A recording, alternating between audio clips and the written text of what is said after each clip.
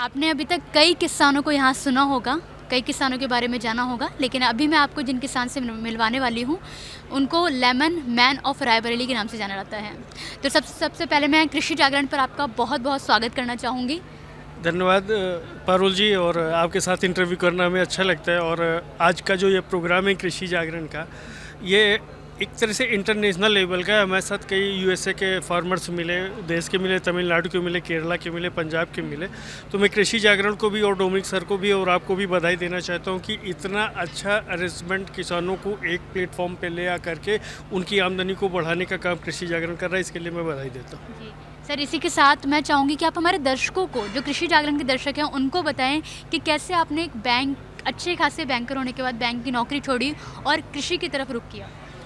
मैं एक बड़ी कंपनी में था और उधर नौकरी छोड़ करके इधर अपने खेती में हम आए। तो खेती में हमें ये लगा था कि किसानों को बहुत दुर्बल दिखाया गया, बहुत कमज़ोर दिखाया गया था।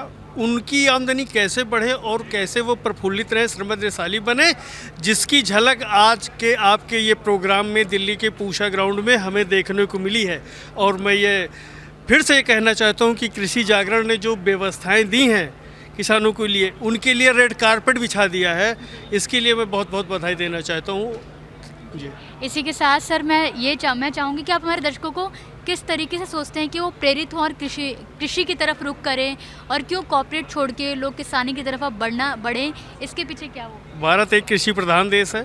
लोग, पूर्वजों के पास खेती रही, लोग खेती कर रहे हैं और उन्हें करनी भी चाहिए। मैं उन्हें एक अच्छी सलाह देना चाहता हूँ कि अगर उन्हें सर्वाइव करना है, जब सर्वाइव वो करेंगे तभी जब उनके पास उनकी जितनी भी खेती, मान लीजिए 10 एकड़ है तो उसके 3 एकड़ यानी 30% में उन्हें बागवानी की फसल लगानी होगी।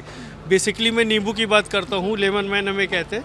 तो अगर वो करते हैं तो बहुत अच्छा होगा, वो सर्वाइव होगी। क्योंकि अपने यहाँ जो मौसम है वो उतार चढ़ाव वाला होता है, कभी बहुत ज़्यादा पानी गिरता है, कभी ओला गिरता है, कभी सूखा पड़ता है, ऐसे है। तो उसमें वो सर्वाइव हो पाएंगे, उनका लॉस नहीं होगा बागवानी करने में। जैसे आपने सर नींबू की बात की, तो मैं चाहूँगी कि एक बार आप हमें ये भी बताएं कि जब आपने जॉब छोड़ी और आपने खेती की तरफ रुख किया तो नींबू को ही क्यों चुना?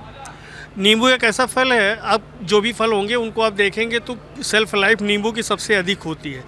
और सेल्फ लाइफ अधिक होने के कारण हमने इसको चुना, जिससे कि मार्केट में 2-4 दिन रुक भी जाएगा तो कोई फ़र्क नहीं पड़ेगा। बाकी चीज़ें नहीं हो सकती। आम है, अमरूद है, केला है, अगर वो पक गया तो उसको 2 से 3 दिन में आपको सेल आउट करना है।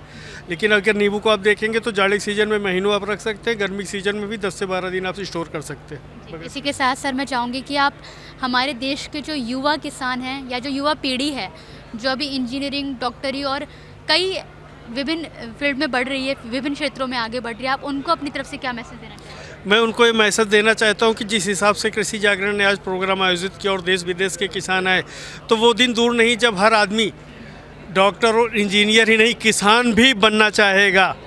Thank you. बहुत बहुत धन्यवाद करना चाहूँगी मैं आनंद मिश्रा सर का, हमारे साथ जुड़ने के लिए बहुत बहुत शुक्रिया सर।